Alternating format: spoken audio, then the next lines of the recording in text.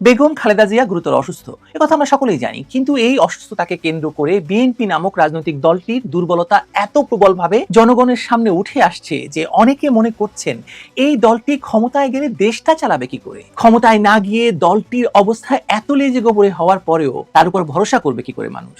ধরুন, বেগম খালেদা জিয়ার অবস্থা যেদিন থেকে এখন তখন হয়ে উঠেছিল, সেদিন থেকেই সকলে প্রশ্ন করতে শুরু করেছে যে তার পুত্র এবং ভবিষ্যৎ প্রধানমন্ত্রী তারেক রহমান কেন দেশে ফিরছেন না।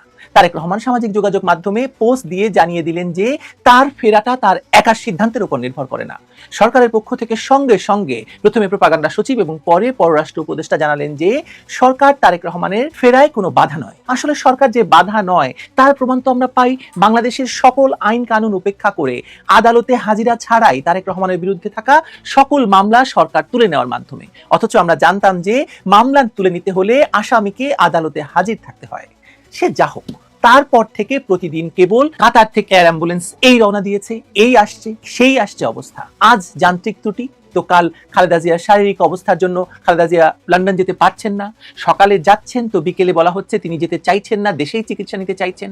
এমত অবস্থায় তারেক রহমানের স্ত্রী ডাক্তার জুবাইদা রহমান এসে বিষয়টিকে আরো জটিল করে দিয়েছেন। কিন্তু তার আগে বেগম জিয়ার সঙ্গে কারা কারা লন্ডন যাচ্ছেন তাদের পাসপোর্ট নাম্বার, নাম ধাম সব সহ বিএনপির মিডিয়া সেল থেকে তথ্য ছাড়া হয়েছিল সামাজিক যোগাযোগ মাধ্যমে। আর আজও অবধি কোনো এয়ার অ্যাম্বুলেন্স পাওয়া গেল না। আর বিএনপি নেত্রী বেগম খালেদা জিয়া হাসপাতালে আসলেই কেমন আছেন তার প্রকৃত তথ্য কেউই জনগণকে জানালো না। আচ্ছা, জনগণের প্রতি না হয় বিএনপির কোনো দায়বোধ নেই, কিন্তু বিএনপির সমর্থক গোষ্ঠীর প্রতি তো আছে বা থাকার কথা, তাই না? কি আর করা, বিএনপি যখন প্রকৃত সত্য জানাচ্ছে না, আমরাই নানা সূত্র থেকে তথ্য জোগাড় করে আপনাদেরকে সে বিষয়ে জানানোর চেষ্টা করি। চলুন।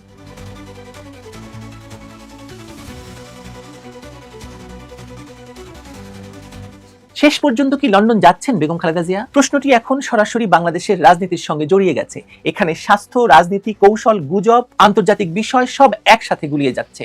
আর এই জটিলতার কেন্দ্রে অবস্থান করছেন হাসপাতালে আইসিইউ, সিসিইউ কিংবা ভেন্টিলেশনে থাকা সাবেক প্রধানমন্ত্রী বিএনপি নেতা বেগম খালেদা জিয়া। কারণ কেউই সঠিকভাবে বলছেন না যে বেগম জিয়া আসলে কেমন আছেন। তিনি কি কথা বলতে পারছেন? তিনি কি কৃত্রিমভাবে শ্বাস নিচ্ছেন নাকি স্বাভাবিকভাবে শ্বাস নিচ্ছেন? এইসব প্রশ্ন কিন্তু শুরু থেকেই মানুষের কাছে মূল প্রশ্ন ছিল। অন্য যে কোনো রাজনীতির চেয়ে কয়েকদিন ধরে বলা হচ্ছে তিনি সংকটাপন্ন, কখনো বলা হচ্ছে উন্নতি হচ্ছে, কখনো বলা হচ্ছে আবার অবনতি। একদিন ফ্লাইট ঠিক হয়, পরের দিন বাতিল হয়ে যায়। কখনো বলা হয় এয়ার অ্যাম্বুলেন্সে যান্ত্রিক ত্রুটি, আবার কখনো বলা হয় মেডিকেল বোর্ড অনুমতি দিচ্ছে না। এই টানা অনিশ্চয়তা এবং পরস্পর বিরোধী বার্তাগুলোই পুরো বিষয়টিকে সন্দেহ, গুজব আর রাজনৈতিক হিসাব নিকাশের কেন্দ্রে এনে ফেলেছে। বাস্তবতা হলো সরকারি এবং বেসরকারি প্রায় সব গণমাধ্যমের তথ্যে এক জায়গায় মিল আছে। খালেদা জিয়ার শারীরিক অবস্থা স্থিতিশীল নয়, এটা সত্য। কিন্তু তিনি এখনো বেঁচে আছেন, চিকিৎসাধীন আছেন এবং তার শরীরের বিভিন্ন অঙ্গ প্রত্যঙ্গে জটিলতা ওঠানামা করছে। কিডনি, ফুসফুস, হৃদযন্ত্র, ডায়াবেটিস সব মিলিয়ে তার শারীরিক অবস্থা এখন এমন একটি পর্যায়ে আছে যেখানে 10-12 ঘন্টার হাই অল্টিটিউড বিমান যাত্রা হয়তো চিকিৎসকরা অত্যন্ত ঝুঁকিপূর্ণ মনে করছেন ব্যাপারটিকে। এই জায়গাটা বাস্তব, এখানে কোনো গুজবের দরকার নেই। কিন্তু অন্যদিকে এটাও সত্য যে বিএনপি একাধিকবার এক এক ঘোষণা দিয়েছে, আবার কিছু সময় পরে নিজেই সেই ঘোষণা বাতিল করেছে। প্রথমে বলা হলো শুক্রবার ভোরে ফ্লাইট, তারপরে বলা হলো এয়ার অ্যাম্বুলেন্সে কারিগরি ত্রুটি, তারপর বলা হলো রবিবার, এরপর হঠাৎ আবার বলা হলো শরীর ফ্লাই করার মতো অবস্থায় নেই। প্রশ্নটা এখানেই, একই মেডিকেল বোর্ড কিভাবে বৃহস্পতিবার রাতে সবুজ সংকেত দেয় আবার শনিবার বলে শরীর উপযুক্ত নয়? চিকিৎসা বিজ্ঞানে অবস্থার উন্নতি এবং অবনতি হয়, এটা স্বাভাবিক। কিন্তু রাজনৈতিক বাস্তবতায় যখন সেই ওঠানামার ব্যাখ্যা স্বচ্ছভাবে দেওয়া হয় না, তখন সন্দেহ বাড়ে, গুজব ছড়ায় আর আস্থার সংকট তৈরি হয়। এই অনিশ্চয়তার ভেতরেই ঢুকে পড়েছেন তারেক রহমানও। খালেদা জিয়ার লন্ডন যাত্রা আর তারেকের দেশে ফেরার প্রশ্ন এই মুহূর্তে কার্যত একে অপরের সঙ্গে জড়িয়ে গেছে। বিএনপির বক্তব্য হলো তারেকই নির্বাচন পরিচালনা করবেন, তার নেতৃত্বেই দল ভোটে যাবে। কিন্তু বাস্তবতা হচ্ছে গত কয়েক বছরে বহুবার বলা হলো তিনি দেশে ফিরছেন, অথচ আজও কোনো নির্দিষ্ট তারিখ নেই।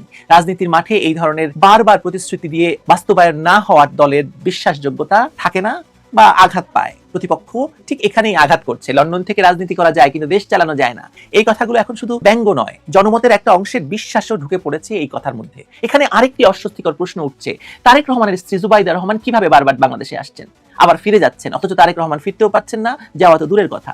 যদি আইনগত বাধা থাকে তাহলে সেই বাধা কি শুধু একজনের জন্য প্রযোজ্য?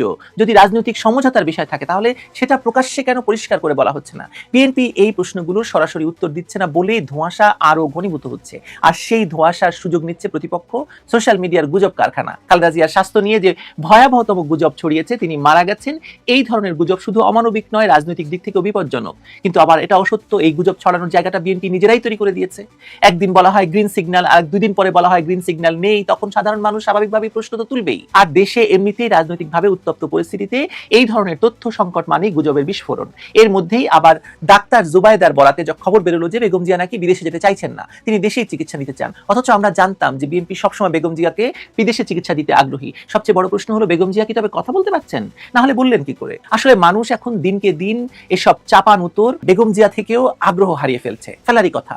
মানুষের আর দোষ কি? আপনি দেখুন গত কয়েকদিন যাবত হেডলাইন থেকে এখন খালেদা জিয়ার খবর দ্বিতীয় পাতায় চলে গেছে, বা মানে 3 নাম্বার 4 নাম্বারে চলে গেছে। কাতারের এয়ার অ্যাম্বুলেন্স, জার্মানির ভাড়া করা ফ্লাইট, ভিভিআইপির অনুমোদন, এসব প্রযুক্তিগত এবং কূটনৈতিক প্রশ্ন এখানে ঢুকে গেছে এখন। বাস্তব সত্য হলো এয়ার অ্যাম্বুলেন্স কোনো রাজনৈতিক দলের নির্বাচনী প্রচারের তো গাড়ি নয়, তাই না? কিন্তু এটাকে নিয়ে রাজনীতি হচ্ছে। একদিন বলা হচ্ছে যে কাতারের আমির পাঠাচ্ছেন, পরের দিন আবার সেটি বাতিল হয়ে যাচ্ছে, সেটি আসছে না। আবার বলা হচ্ছে জার্মানি থেকে ভাড়া করা হচ্ছে। এই বারবার পরিবর্তন সাধারণ মানুষের চোখে বিষয়টিকে আরো নাটকীয় করে তুলছে। তাহলে আসল প্রশ্নটি এই মুহূর্তে কি বলুন তো? আমার মতে বেগম জিয়া কি শেষ পর্যন্ত লন্ডন যাচ্ছেন এটাই প্রশ্ন, নাকি তিনি দেশেই চিকিৎসা নেবেন? চিকিৎসাগত দিক থেকে দেখলে হয়তো লন্ডন যাওয়ার সম্ভাবনা আছে, কিন্তু নিশ্চয়তা নেই। তার শরীর যদি কয়েকদিন স্থিতিশীল থাকে, অক্সিজেন সাপোর্ট কমে, কিডনি এবং হার্টের কার্যকারিতা কিছুটা স্থায়ীভাবে ভালো হয়, তাহলেই কেবল দীর্ঘ ফ্লাইটের ঝুঁকি নেওয়া যেতে পারে। অন্যথায় এই বয়সে এই জটিলতায় এমন ফ্লাইট জীবন মৃত্যুর জন্য জুয়া খেলা হয়ে দাঁড়াতে পারে। চিকিৎসকরা এখানে রাজনীতির চেয়ে নিজের পেশাগত দায়টাই আগে ভাগে দেখবেন, সেটাই স্বাভাবিক। এয়ার অ্যাম্বুলেন্সের ক্ষেত্রেও তাই। মানুষ সেটাই বলছে যে এয়ার অ্যাম্বুলেন্স তাকে নিতে চাইছে না। এটা সত্য মিথ্যা হয়তো আমাদের যাচাই করা যাবে না, কিন্তু মানুষ তো বলছে। অন্যদিকে রাজনৈতিক বাস্তবতায় দেখলে খালেদা জিয়ার লন্ডন যাত্রার প্রতিটি দিন পেছানো মানেই বিএনপির উপর চাপ বাড়া। নির্বাচন সামনে, তফসিল যে কোনো সময়, মাঠের শক্ত নেতৃত্ব দরকার। খালেদা শারীরিকভাবে সক্রিয় রাজনীতিতে নেই বহু বছর, কিন্তু প্রতীক হিসেবে তিনি এখনো বিএনপির সবচেয়ে বড় শক্তি। আর তারেক রহমান দেশের বাইরে, ফলে নেতৃত্বের এই শূন্যতাই বিএনপির সবচেয়ে বড় দুর্বল জায়গা হয়ে দাঁড়িয়েছে এই মুহূর্তে। এই পরিস্থিতিতে বিএনপির সবচেয়ে বড় সমস্যা হলো তারা এখনো নিজের গল্পটা নিজেরা পরিষ্কার করে বলতে পারছে না। তারা কখনো বলছে খালেদা যেতে চান, আবার কখনো বলছে তিনি যেতে চান না, কখনো বলছে এয়ার অ্যাম্বুলেন্স সমস্যা, আবার কখনো বলছে শরীরের সমস্যা। এই দ্বৈত বা বহুমুখী বার্তা জনমনে আঘাত, আস্থার সংকট তৈরি করেছে। রাজনীতিতে আবেগ খুব গুরুত্বপূর্ণ, কিন্তু তথ্যের স্বচ্ছতা আরো আরো আরো অনেক বেশি গুরুত্বপূর্ণ। সব মিলিয়ে অবস্থাটা এমন যে খালেদা জিয়ার লন্ডন যাত্রা চিকিৎসাগতভাবে ঝুঁকিপূর্ণ, কিন্তু অসম্ভব নয়। রাজনৈতিকভাবে এটি বিএনপির জন্য একই সঙ্গে আশার আলো ও চাপের বোঝা। তিনি যেতে পারলে এক ধরনের স্বস্তি, না পারলে অনিশ্চয়তা আরো ঘনীভূত হবে। আর তারেক রহমানের দেশে ফেরার প্রশ্নটি এই পুরো নাটকের ভেতরে একটা সবচেয়ে অগ্নিগিরির মতো সবসময় ফুটতে থাকবে, লাভার মতো, যেটা প্রকাশ্যে বলা হচ্ছে না, কিন্তু সবাই জানে এটি এখন বিএনপির সবচেয়ে বড় রাজনৈতিক বাধা নির্বাচনের জন্য।